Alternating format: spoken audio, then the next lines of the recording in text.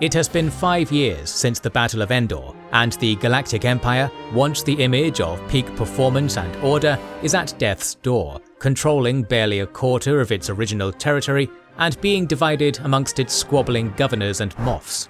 The New Republic believes the war is all but over, but from the shadows of the Outer Rim lies a threat no one realized. The Empire, long without an emperor, shall fight back once more with its heir. Welcome to the Wizards and Warriors channel. We're glad to have you with us for our newest chapter in the Star Wars series. As is our custom, we invite you to get comfortable, maybe get a drink from the Cantina bar as we begin our story about almost everybody's favourite Chiss Grand Admiral, his rise, campaign against the New Republic, and the eventual fall. In the wake of the death of Grand Moff Singe, the most powerful of the Imperial warlords, his domain splintered into several bickering factions, and was eventually swallowed up by the New Republic, in what is termed as the post-Singe campaigns. Even after this, Republic control over what soon became known as the Borderlands was tenuous, as the systems frequently shifted their loyalties. In the aftermath of this, both the remnants of the Empire and the New Republic were exhausted, with the Empire suffering from ever-increasing fragmentation and lack of trained recruits, and the Republic was not much better off, with all the shipyards they had recently captured being heavily damaged and in need of serious repair. With this being the state of affairs, in 8 ABY, Mon Mothma suspended all New Republic activity and ordered a revitalization of the military. Seeing that the economy in Imperial space was suffering heavily from the loss of the major trade routes, she opted for a passive strategy to win over the remaining Imperial worlds through financial and commercial incentives. It was under these conditions that Galad Pellaeon left aboard his ship, the Chimera, to a rendezvous point near the unknown regions as ordered, and received the shuttle pod of the last remaining Grand Admiral of the Empire, a blue-skinned Chiss, who greeted him thusly. "I am Grand Admiral Thrawn. I have been away, but now I have returned. I know some of what has occurred. You will fill in the details of the rest when I come aboard. Rejoice, Captain, for the Empire will rise again." With Thrawn aboard the Chimera, and having been apprised of any missing details of the situation, the Grand Admiral set about his plan. He made the Chimera his flagship, setting up a second command bridge personal to him, then went to Imperial space and declared himself to the ruling council, who accepted him rather easily. Though the Empire was still a fundamentally human supremacist state, they could not deny that the Chiss held the correct Imperial codes. Using his rank to their advantage, they sought to influence Thrawn as a puppet leader, but the Grand Admiral proved immune to manipulation and unswayable to his ultimate goal, or as he called it, the puzzle, the only puzzle worth solving, the complete, total and utter destruction of the rebellion. Right off the bat, the new Supreme Commander was faced with several problems. Even though the Moffs had declared their support for him, they hoarded military resources from him, and their loyalties would only go as far as his successors would. So he set his already predetermined plan in motion. The first move was to alleviate the worries of the Moffs and fix the instability within the Empire. To this end, he assigned all of the remaining Dreadnought-class Star Destroyers to guard duty around the most important Imperial planets. Next, he set about revitalizing the military, installing training programs that paired veterans with rookies, and having the fleets perform training maneuvers on and off missions. He also ordered the construction of new ships, but due to issues in the assembly process, he also began to purchase ships. Soon, Thrawn's Herculean reforms started to bear fruit. When he initiated an attack and fade strategy against the New Republic, it ended the piracy problem in the border regions, and reversed the situation along the border. Thrawn's raids all consisted of one highly trained Star Destroyer that would attack their target and disappear from the site. The Republic could only counter these raids with squadrons of multiple ships, meaning their border task forces were doubled by necessity, stretching their already thin line, just as Thrawn intended. These raids also deliberately obscured Thrawn's main military objective, locating a secret storehouse used by Palpatine, whose contents would be vital for the campaign to come. After nearly a year of searching, Thrawn finally discovered the storehouse's location during a raid on the Abroa Sky system, whose library database revealed its location. This discovery was not without its perils. The scout ships dispatched to attain the information were followed by a Republican task force of 4 assault frigates, who were led right back to Thrawn aboard the Chimera. Thoroughly outnumbered and outclassed, Pellaeon advised Thrawn to retreat or call for reinforcements, but Thrawn did not yet want to reveal his full strength, nor did he believe retreating was necessary. Thrawn simply ordered the sentry ships to engage the frigates. Keenly observing the task force's reaction, he deduced that they were under the command of an Elom, and ordered a Marg Sabal maneuver. Thrawn was devout to the precept of know thy enemy, and through his knowledge of the element, he knew they were an ordered people who couldn't handle unstructured and unorderly things. The Marg Sabal was all those things, and its deployment caused the Republican task force to rout. In their disorganized retreat, Thrawn pursued and destroyed the entire force. With the location of Palpatine's vault now revealed, Thrawn made his way to Mikir, then to the outer rim planet of Wayland, where he proceeded onto the planet's highest mountain of Tantis. There, he found the storehouse as well as its guardian, a Force-sensitive clone of the long-dead Jedi Master Joruus C'baoth. Thrawn had expected to be greeted by a Force-sensitive sentry, and initially, C'baoth seemed to be friendly. However, upon entering the storehouse, he revealed himself to be mad and attempted to kill Thrawn, Pellaeon and Rook, the Grand Admiral's Nogiri bodyguard. C'baoth's force proved unable to hurt the Chiss, for Thrawn had brought with him a Ysalamiri, a creature native to Mikir capable of repelling the Force. Forced to negotiate, Thrawn brought the Dark Jedi Master to his side with the promise of Jedi apprentices in the form of Luke Skywalker and Leia Organa and her unborn twins, to which he would dispatch his loyal Nogiri commandos. Within the storehouse, Thrawn had found his prize, schematics for a cloaking device, as well as 20,000 Sparti cloning cylinders, which would be instrumental in the campaign. This was on top of his plan to obtain C'baoth as an asset, for he had rightly determined that Palpatine's success on the battlefield was due to the use of battle meditation, an ability which C'baoth could replicate. He quickly renovated the Mount Tantis base, bringing in the best of the Empire's personnel for clone templates. Sparti clones were a cut above regular clones, capable of achieving full adulthood in only a year, in contrast to the 10 years which was usually required. Thrawn would cut this down to a mere 15 to 20 days through his use of the Ysalamiri that he had harvested from Mikir, whose ability to repel the Force could alleviate the clone madness that the Force caused. With his manpower problem resolved, Thrawn began his offensive. Although Pellaeon was wary with the few ships at their disposal, Thrawn reassured him that only a dozen would be needed for the initial phase. The Republic was ill-prepared and nearly unresponsive to this rising problem, as many believed the Empire already to be beaten, and indeed Thrawn had made sure to keep the appearance that way with the one ship per raid policy, and with his attacks directed at non-vital targets. This left the Republic to stew in its own internal issues, leading to corruption, infighting, and the instability that comes with worlds joining a new confederation. Thrawn now began the final phase of his preparations. Despite working at full capacity and their dockyards being fully repaired, the Empire could not produce as many ships as clones were being produced. But Thrawn had, as always, anticipated this and set his sights on seizing ships from the New Republic. The operational stage had already been set by thinning out the Republic's border forces. Now, he would further divert the enemy's strength and test C'baoth's abilities. Thrawn personally led a 3-prong hit-and-fade attack within the Sluis sector, with the main group attacking Bupfash, where he encountered a larger force yet again and defeated them thoroughly. A victory won not only through Thrawn's own capabilities, but also C'baoth's battle meditation, which increased the attack force's performance by over 40%.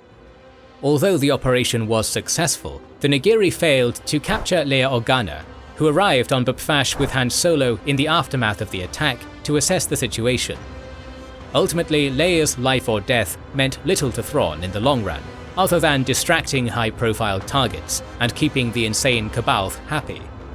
Next, he sent the Judicator to Nurlan, where it raided Nomad City, a mining colony under Lando Calrissian.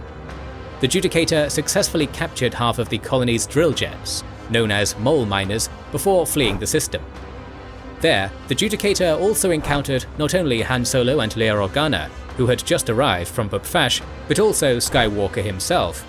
These heroes of the rebellion proved unable to stop the Imperials, misunderstanding the Imperials' main goal as the capture of Nurlan.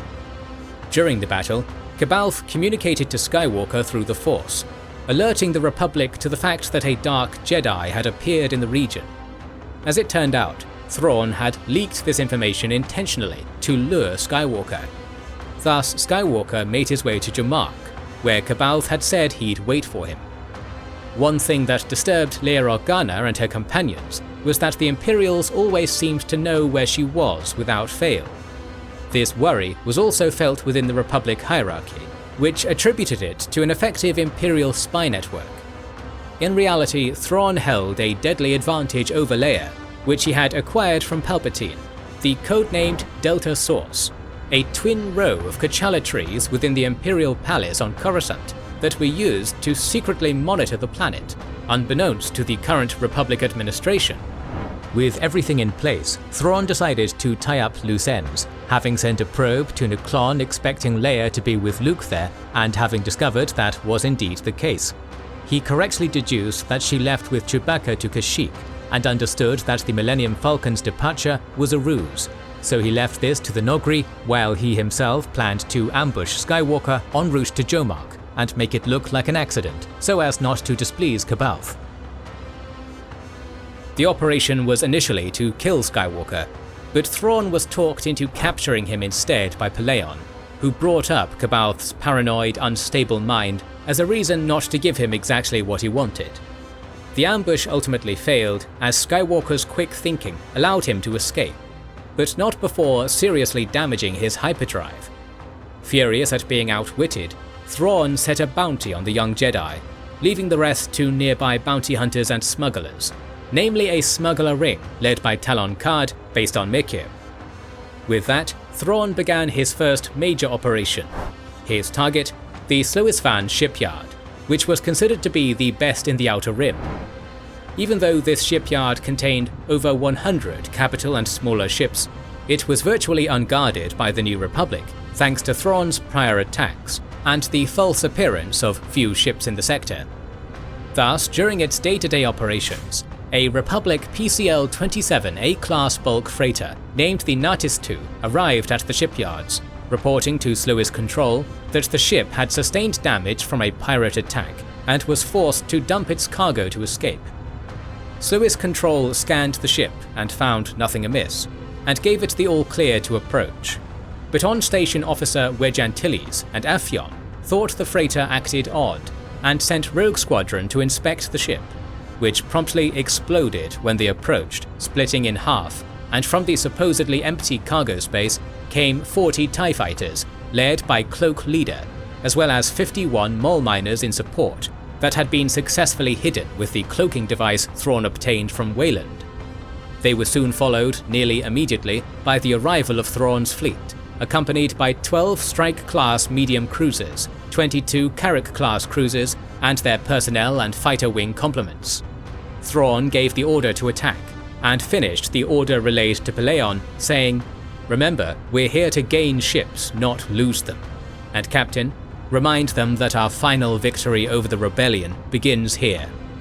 Thrawn's main fleet immediately set upon the defensive perimeter, pinning them down and forcing them to fight, as Cloak Leader penetrated the perimeter with the mole miners following as they quickly latched on to the docked ships and carved into them for the boarding teams of 5 stormtroopers to capture.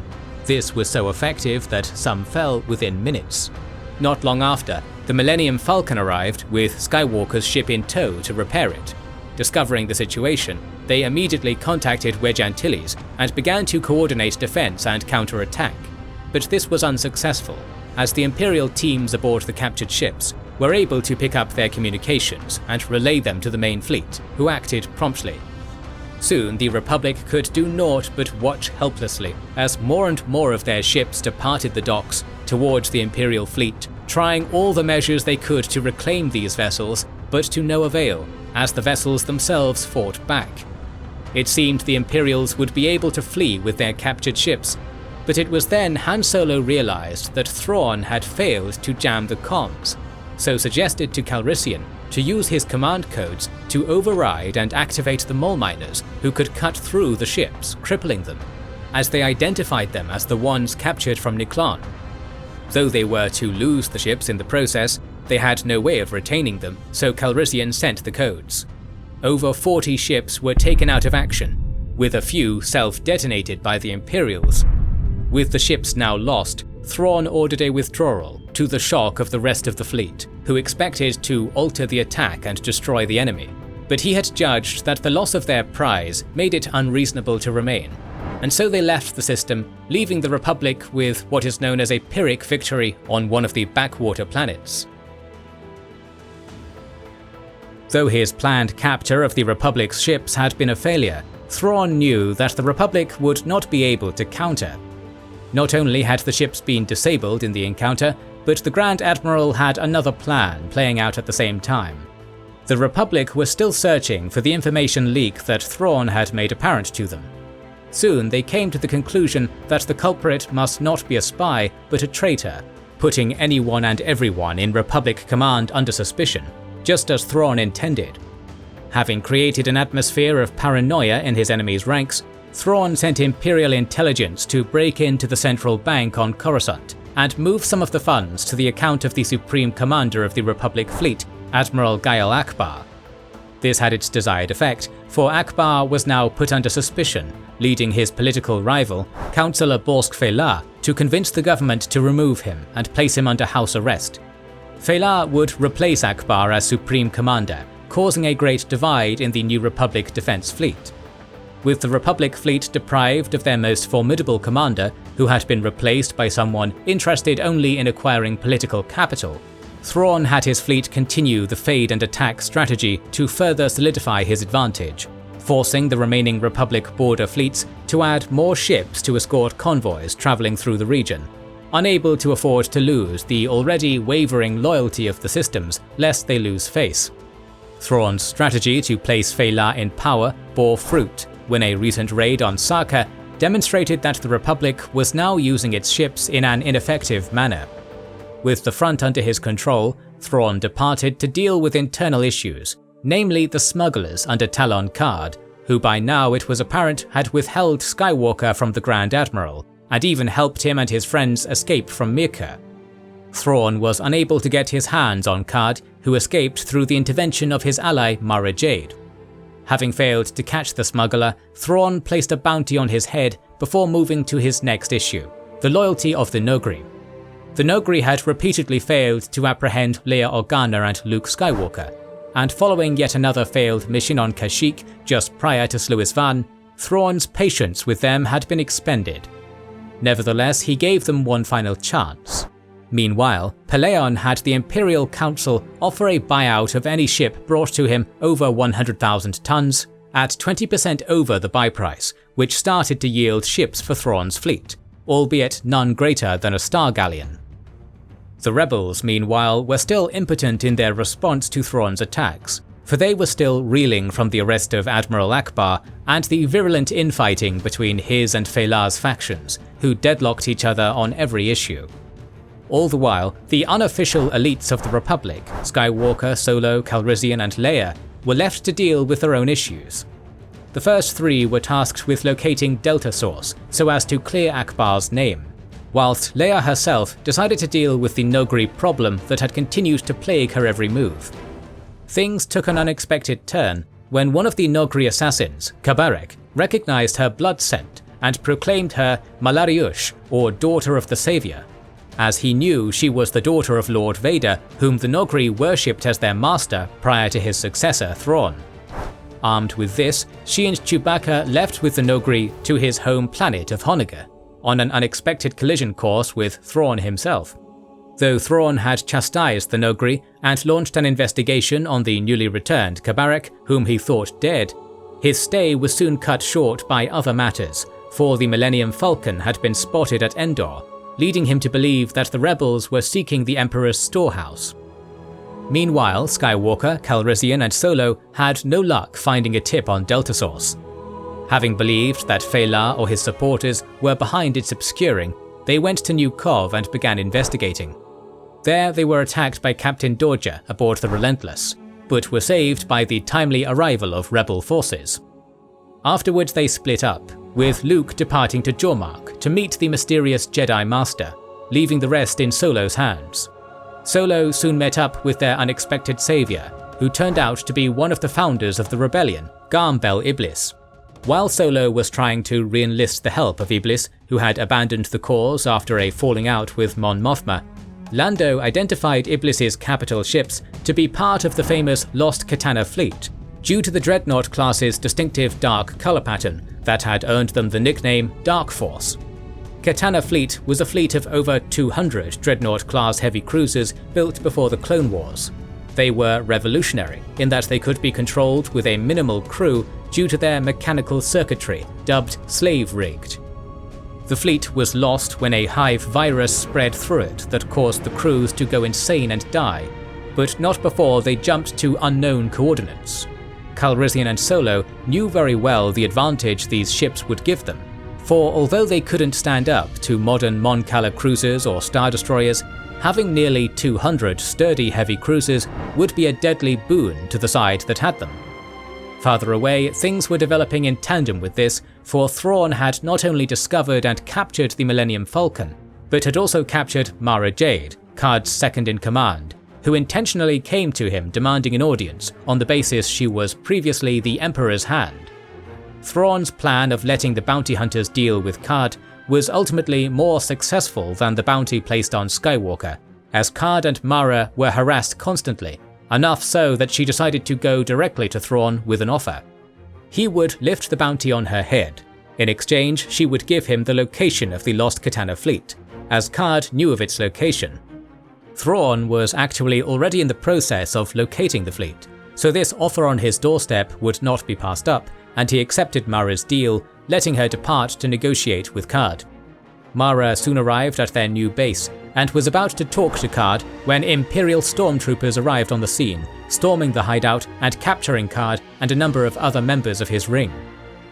Thrawn had doubted that Karrde would give him the location, and he was correct to suspect this, for Karrde had started to show his Republican sympathies prior. Mara confronted the Grand Admiral, enraged at the casual betrayal of his deal, but Thrawn remained calm, even offering her a role as the commander of one of the Katana dreadnoughts. Moreover, he released Karrde upon acquiring the fleet. Mara agreed to Thrawn's offer as a ruse, but soon escaped the fleet, intent on releasing Karrde. She made her way to Jormark, hoping to enlist Skywalker's help. Although Mara disliked the Jedi, she knew he could be relied upon due to their prior experience on Mikir. She found him being trained by C'baoth, his mind clouded due to the Dark Jedi's power. Having anticipated this, Mara brought a Esalamiri, which broke C'baoth's hold over Skywalker. A brief fight with the Dark Jedi ensued, after which Luke and Mara were able to escape safely. They successfully infiltrated the Chimera and escaped with Karrde aboard the Millennium Falcon. Meanwhile, Solo and Calrissian had found their lead. They headed to the planet of Pantalomin, where they located Captain Hoffner aboard a luxury cruiser, the Coral Vanda. Hoffner had supplied Iblis with the Katana dreadnoughts, and had also been part of the crew with Karrde that found the ships.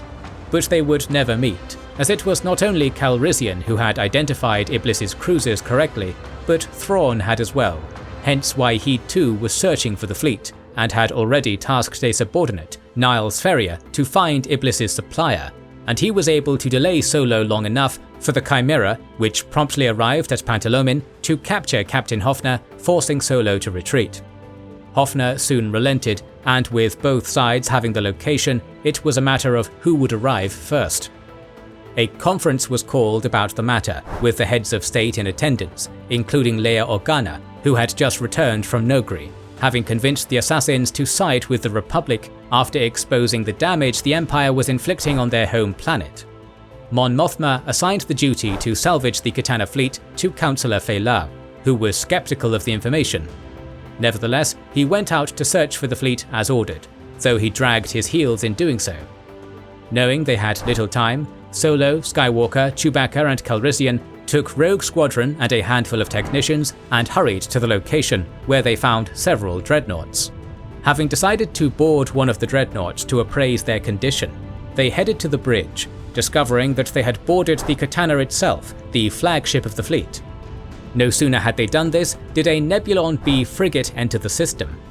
Feyla had arrived aboard the Quenfis, accompanied by Karrde and Leia Organa, and sent a comm to the Katana, informing them they were under arrest and demanding they surrender, overriding Mon Mothma's order. Solo rejected the arrest order, stating that they were both trying to accomplish the same task, but Feyla would not relent, as he suspected Solo of trying to use the ships to make a ploy for political power on Akbar's behalf. Their near fight was only averted with the arrival of an Imperial Star Destroyer with its TIE Fighter wings approaching fast. It was the Judicator, helmed by Captain Brande, who immediately ordered the TIEs to engage and cover the dropships heading for the Katana. Solo's team prepared to fight, firing a salvo from the Katana, which destroyed several dropships at the cost of frying the gun's capacitors. The Quenfis was poised to join the fight, but Feyla ordered the ship to turn about and retreat. Leia was appalled by this order, demanding he help Solo. In response, Feyla held her at gunpoint. Seeing that something had to be done, Karrde tricked the Bothan by turning on the ship's comms and inciting Feyla to tell Leia that no cost of life was too great to risk his political career, as the ship held some of his supporters on board as well. With this, the crew of the Quenfis turned on Feyla, placing Leia in command. Thus, the Quenfis joined the fight, dispatching Gold Squadron, which helped to check the Imperial advance. Meanwhile, on board the Katana, Solo's team desperately hung on as waves of stormtroopers flooded the ship, slowly pushing them back, albeit suffering mounting losses on their own end. This stalemate was broken with the arrival of Karrde's smuggler fleet from behind the Judicator, led by Mara in her Z-95 Headhunter, putting immense pressure on the Imperial flagship, enough that Captain Brande had to dispatch all his TIE bombers to support the fighters. Up until this point, the Republic had intended to save Solo's team and flee, never expecting to be able to stand up to the Judicator. This changed with the arrival of Garm Bel Iblis aboard the Peregrine, accompanied by his fleet, having answered the call of Solo. Although the rest of the rebel force was now convinced of victory, Karrde suggested to Leia that their priority should still be to rescue Solo's team and leave. Leia was incredulous at this, saying that they couldn't just leave the Katana fleet to the Empire, but Karrde had her turn to the recent data from the scanners, which thus far no one bothered to look at. Out of the 200 ships that made up the Katana fleet, only 15 remained. Thrawn had arrived first and already got the majority of the fleet, and the Judicator was just acting as a screen. The Republic's situation worsened with the arrival of a second Star Destroyer, the Peremptory, sending the smugglers' ships into disarray, with Mara herself getting knocked out of the fight by a stray shot. Solo's team barricaded themselves in the bridge, whilst Skywalker ripped a hole outside of it, causing the chamber to decompress and killing their pursuers. Though their situation seemed hopeless now, Solo came up with a plan. With the aid of Calrissian, he was able to get the slave circuitry system working, and was able to take control of one of the remaining dreadnoughts, which they steered into the path of the Peremptory, causing a collision which the Peremptory tried to avoid, destroying both ships. Seeing that the battle could no longer be sustained, Brende ordered the remaining TIEs to the ship and departed, leaving what was left to the rebels. Though they won, much like at Sluis Van, this came at a reprehensible price. Thrawn had made off with the majority of the dreadnoughts, and worse still for the rebels, upon gathering the bodies, they discovered that Thrawn was using clones. This boded ill for the Republic, as the clones had demonstrated their effectiveness in the Clone Wars. This meant that Thrawn could easily crew his newly acquired ships. The Empire they believed was at death's door, the foe they believed was as good as dead, was now back. The Empire was not done yet. Though the Republic had lost nothing major in the last conflict with Thrawn, its upper command, namely Organa, Mothma, and the reintegrated Baliblis, were aware of the danger that they were in. Their first goal was to locate the Empire's cloning facility. In this, they didn't have much to go on, except that it wasn't the famous Camino due to those facilities being taken out earlier in the war.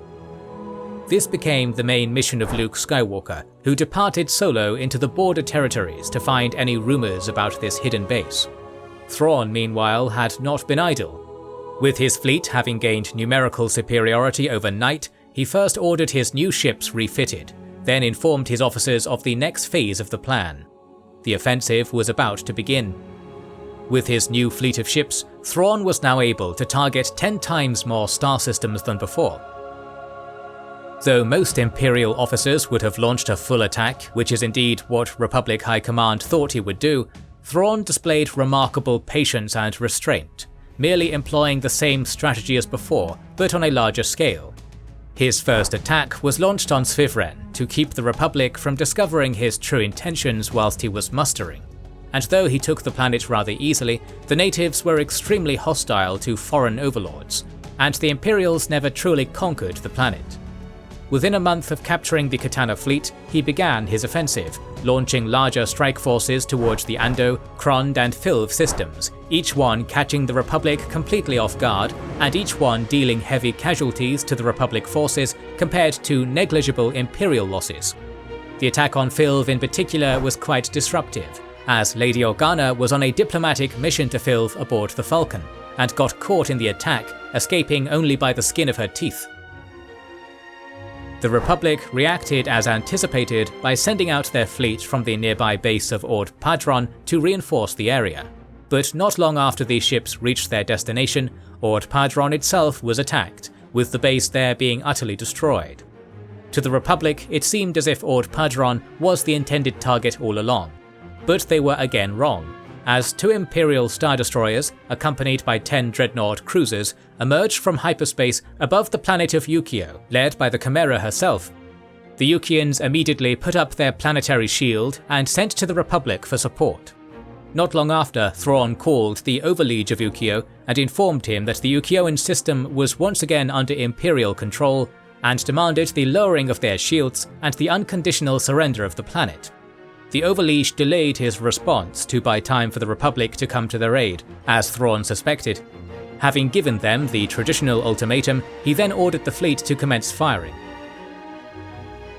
Though most planetary shields couldn't stop small craft from entering the planet, they were still formidable barriers, capable of stopping large assault ships, as well as shielding their host planet from orbital bombardment, which was the easiest way to capture a planet and a form of warfare the Empire was supremely adept at.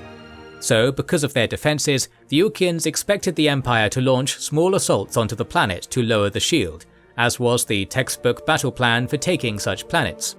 This would buy them the time they needed, as they were still well supplied and adequately equipped to defend themselves until help arrived.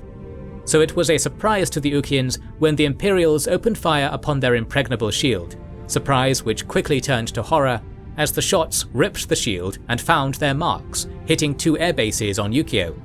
The Ukians were in a panic, and seeing no other alternative, they surrendered within the hour to Thrawn, accepting his terms. Thrawn seemed to have acquired yet another card to play, having acquired a superweapon that could pierce planetary shields, upending not only conventional warfare, but the whole galaxy as well.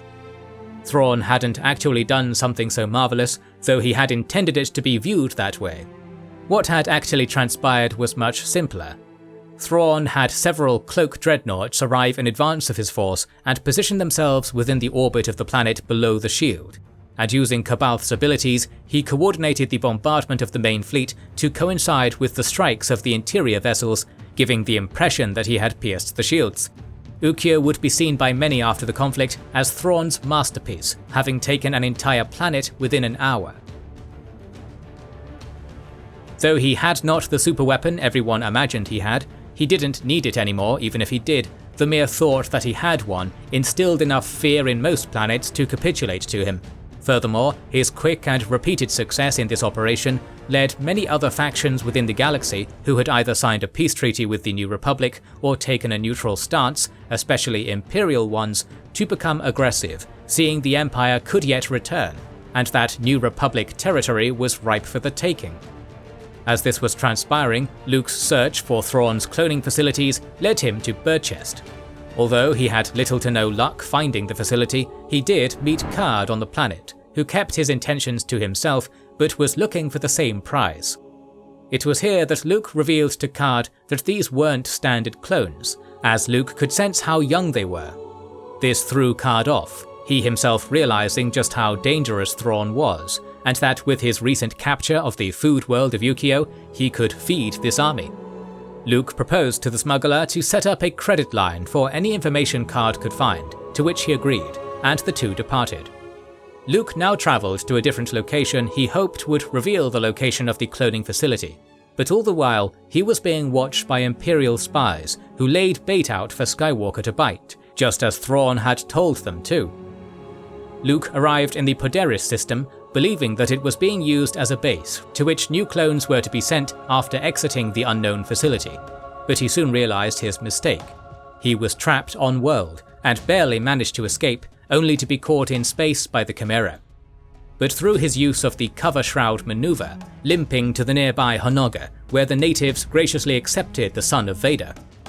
After they repaired his ship, he left for Coruscant, sensing Organa and her children were in danger.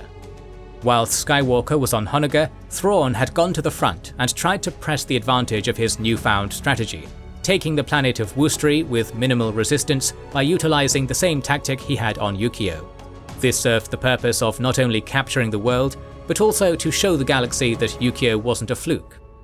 The Republic sought to halt his advance dead in its tracks, and Garm Bel Iblis thought he could do just that. With his forces being used to highly mobile warfare, and not held down by the political intrigues of the New Republic, he waited for Thrawn's next move within the neighbouring sectors of those the Grand Admiral had previously struck. It was then that he heard the distress signal from the planet of Cat Cistac. Thrawn had barely finished occupying Wustri when he attacked Kataris and Cat Cistac in unison, with Thrawn personally overseeing the operation for the latter.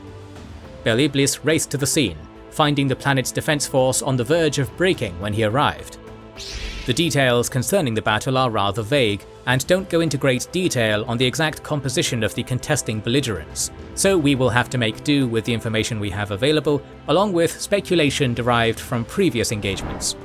Bel Iblis arrived in the system with 15 dreadnought heavy cruisers, with Bel Iblis himself aboard his dreadnought the Peregrine. Accompanying him were a number of additional fighter wings that had the traditional T-65 X-wings and RC-1 A-wing interceptors. They found the situation to be much to their advantage, as the Planetary Defense Force, which consisted of about 5 Mon Cala cruisers that had been shifted to the planet following the Empire's operations in the area, were still fighting and operational. Thrawn's force, meanwhile, consisted of only 3 Imperial Star Destroyers, including the Chimera, with their complementary fighter wings made up of TIE starfighters, bombers and interceptors. In addition to this were about 5 of Thrawn's own dreadnought cruisers. Bel Iblis threw himself into the fray, leading his ships in to join the Mon Cala cruisers, who were still holding their own, with each using their fighter wings to effectively shield themselves from enemy artillery. Iblis probably deduced that if he could keep the battle going on long enough, Thrawn would either be defeated by oncoming Republic reinforcements, or concede that he couldn't take the planet and flee, as he had done so in the past. He was soon proven terribly wrong, when 3 more Star Destroyers and a further 15 dreadnoughts came out of hyperspace almost exactly on top of the Republic fleet. This not only caught the Republic off guard, but threw their defense into chaos, with a number of the Mon Cala cruisers becoming disabled or destroyed. This was when Iblis was informed of another ship kept hidden by Thrawn behind the Star Destroyers, one lone Interdictor-class Star Destroyer, which could generate a gravity well that stopped ships from using lightspeed by dragging them out of hyperspace. Though the Empire had employed this ship in prior battles, its intended and main function was to stop ships from fleeing the fight. Thrawn, however, used it to control where ships could deploy, having put these ships in neighbouring star systems for just this moment, for he knew where his ships were, and now they could effectively come out of hyperspace wherever he pleased within the generated gravity well. With the battle now shifting in the Empire's favour, Iblis ordered one of the remaining Mon Cala cruisers, the Orthovan, to neutralise the interdictor so they could flee the system, having come to the conclusion the battle was lost. But as it went to perform this manoeuvre, 2 Victory-class Star Destroyers deployed in front and aside the Orthovan and began to bombard it, inflicting heavy damage. At this time, it is likely a number of Iblis's dreadnoughts were probably gone too. Seeing that the Orthovan's attack was imperative to survival, Iblis ordered Rogue Squadron, which at this time held an advanced position on the flank, to attack the Star Destroyers assaulting the Orthovan. Thrawn had seen this as well, and placed his own fighters to screen the ships. Iblis responded by personally directing Rogue Squadron to form up for a maneuver, as the X-Wings led the way in 2 spearheads that ran toward the screen before splitting off, drawing the TIE fighters towards them. This left a thin screen of TIE fighters defending the ships, which were soon decimated by the A-Wings, which had hidden behind the X-Wings' assault. They pierced the formation and successfully neutralized the Star Destroyers long enough for the Orthovan to assault the interdictor, knocking it out. With this, Iblis ordered a retreat. The Battle of Cat Cistac was more devastating than it appeared at surface level. Though Iblis had escaped Thrawn's trap, he had lost a third of his force doing so, and in addition, the planet of Cat Cistac. This had opened Thrawn's path to Nurlan, which he soon successfully destroyed, having gained valuable resources for his campaign. Though this battle would be famous as the birthplace for the 2 maneuvers born in this fight, the Thrawn Pincer and the A-Wing Slash, the battle had much more far-reaching consequences at the time. Up until this point, there was still a question if Thrawn could actually win a proper battle. He had conducted himself brilliantly up to this point in the overall strategic sense, but most of his engagements ended with his forces retreating and never concluding pitched battles. This fight knocked out Iblis's force as an independent fighting unit, as well as reinforced the mythos of Thrawn's invincibility. This would paralyze the New Republic further and would embolden her enemies, and yet Thrawn's campaign was only just beginning. While it appeared the New Republic was collapsing and Thrawn had the initiative and the upper hand, things weren't all going according to plan for the Chiss Admiral, and a pair of twin events that he had no control over would prove fatal to Thrawn's strategy. While he had focused efforts earlier in his campaign to eliminate the smuggler Talon Karrde, who had proven himself to be a nuisance to the Empire with his pro-Republic leanings, the smuggler was ultimately small fry, so after acquiring the Katana fleet, Thrawn let the vagabond fall off his radar. Karrde himself knew he could do nothing to harm Thrawn's plans on his own, and it was for this reason he called for a meeting of all the top smugglers in the border regions on the planet of Trogan. He hoped that bringing to light the army of clones Thrawn was mustering would spur them to action, for after dealing with the Republic, the Grand Admiral would no doubt use his clones to clear the space lanes of smugglers. Unfortunately, Karrde's appeals did not stir his colleagues in the slightest, who saw him as stirring the hornet's nest through his unnecessary meddling. This was until Imperial forces suddenly attacked the meeting. The smugglers would repel them, but with a few of their captains killed. Seeing that they were now enemies of Thrawn, they formed a confederation they aptly named the Smugglers' Alliance. The botched assault wasn't a plan of Thrawn's, however. Rather, it was one conducted by a smuggler who attended the meeting, one Niles Ferrier, who had helped Thrawn throughout the campaign, playing side roles in operations like Sluis Van and the Katana fleet operation. By attacking the smugglers on his own initiative, Niles thought he was helping Thrawn, but would face condemnation by the Grand Admiral for disturbing what he saw as an avoidable enemy. Soon after this attack, the smugglers raided Thrawn's base at the Bilbringi shipyards and destroyed one of his newly constructed Star Destroyers.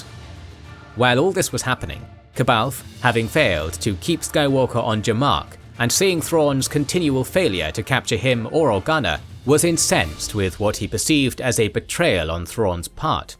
He learned that Organa had gone into labor to deliver the twins, and stormed into the Chimera's bridge, demanding that Thrawn attack Coruscant immediately. Thrawn was able to calm the Jedi Master down by informing him he had dispatched an Imperial intelligence team to retrieve the twins. This Spec Ops expedition was able to infiltrate the palace on Coruscant, but was stopped through the efforts of Mara Jade and Lando Calrissian, the former being on world convalescing after her injuries incurred during the battle for the Katana fleet, some months prior. Thrawn knew that Mara Jade was on world, and, fearing she would reveal the location of Mount Tantiss, had sent the team with instructions to tell the Republic, if captured, that they were under the command of Mara Jade. This worked, as she was subsequently arrested, even being suspected as Delta Source. Skywalker soon returned from Honega and rushed to Organa, finding her safe. Having been informed of the situation, the pair then called for a meeting of the crew of the Millennium Falcon, where Organa revealed that Mara knew the location of Thrawn's cloning facility, having heard as much whilst discussing with Mara that Thrawn was using clones, while also recalling how the Emperor had once used cloning cylinders on the planet of Wayland. Although she was discredited in the eyes of the Republic, Luke believed her, as he always had, and Organa was inclined to do so as well after her timely rescue. They agreed to break her out, and the entire crew, with the exception of Organa, would go to the hidden planet of Wayland.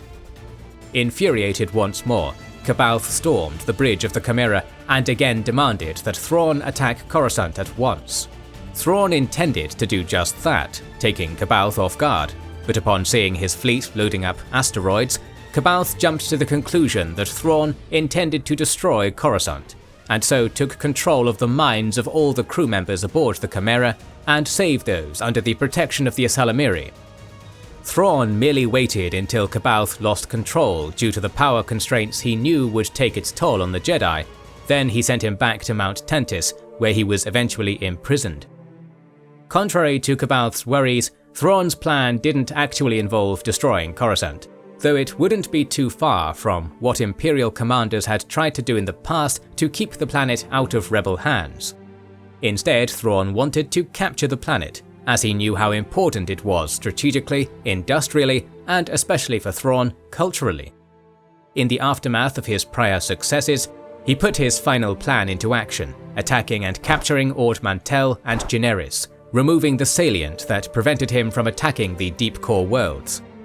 He then raided Nuklon for a second time from his base at Cat Cistac, destroying Nomad City and giving him 4 months' worth of resources.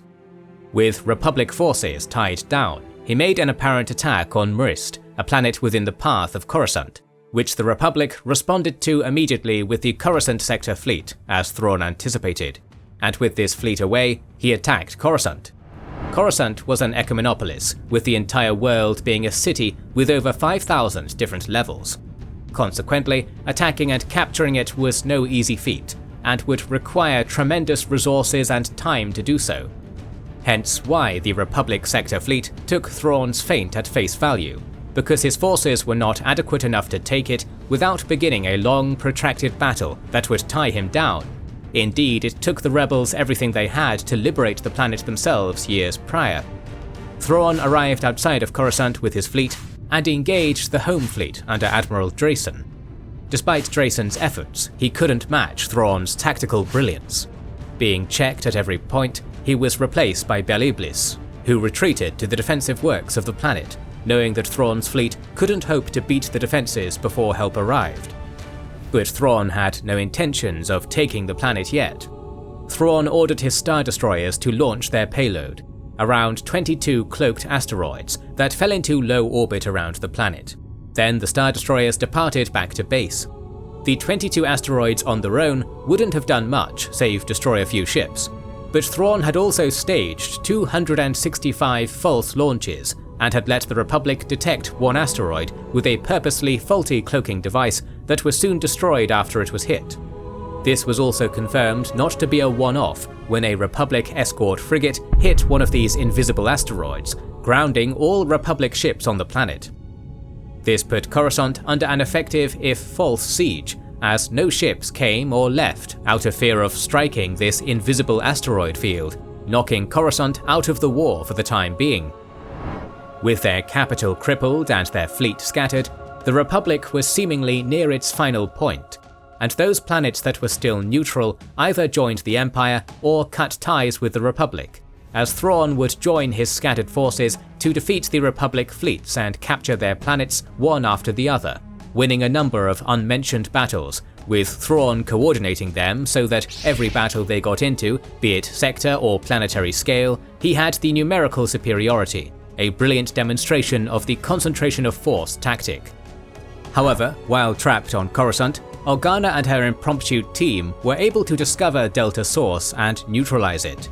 This led to Admiral Ackbar once again taking command of the Republic fleet, and freeing up many individuals falsely suspected to have been colluding with the Empire. Having unified the Republic war machine, Ackbar toured the front and decided that he had to first end the siege of Coruscant. But removing the invisible asteroids was no easy task, requiring a sensor device known as a crystal graph field trap.